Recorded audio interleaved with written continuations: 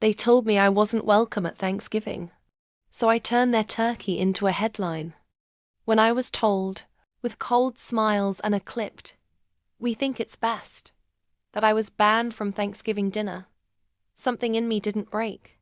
It catalogued years of being the convenient scapegoat, the unpaid emotional labor, the daughter who could be politely erased if it saved appearances.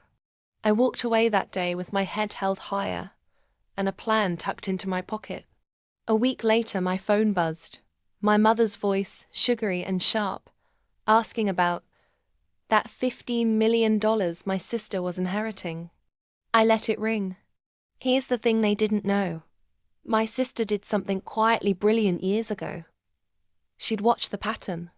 She'd watched them corner me, gaslight me, treat love like leverage. When her executor suggested a blind trust, she insisted on a clause, a moral trigger embedded in legal language no one bothered to read. If either parent publicly severed ties with me and attempted to pressure, the trust would automatically repurpose major assets toward a community cause and lock their access. She laughed when she signed it and said, "If they want drama, they'll get a show." They wanted the money. They wanted me back in the picture only long enough to cosign, to validate, to siphon. They expected groveling, a bargaining daughter. They got a different script. Thanksgiving morning I arrived, not to beg, but to host. Invitations went out. Local press, neighbors, every volunteer group the city loved but couldn't fund. The mansion they'd polished for decades? It now bore new signage. The Hartwell Family Community Center, in honor of those who were left out. My sisters stood at my side, radiant and unapologetic. They pulled into the driveway in disbelief.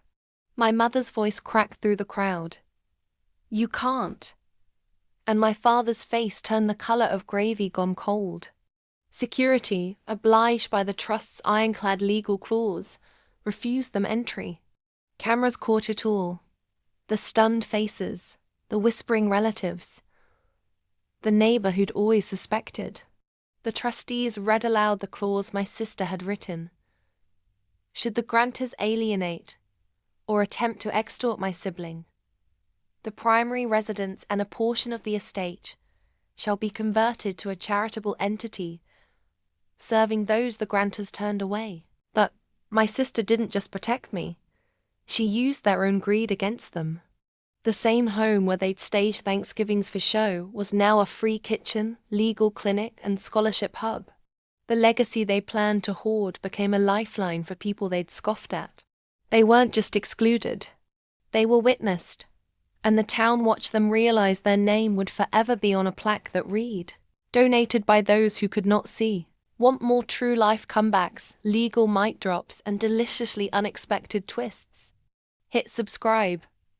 Join me every day as we turn history's hurt into headlines.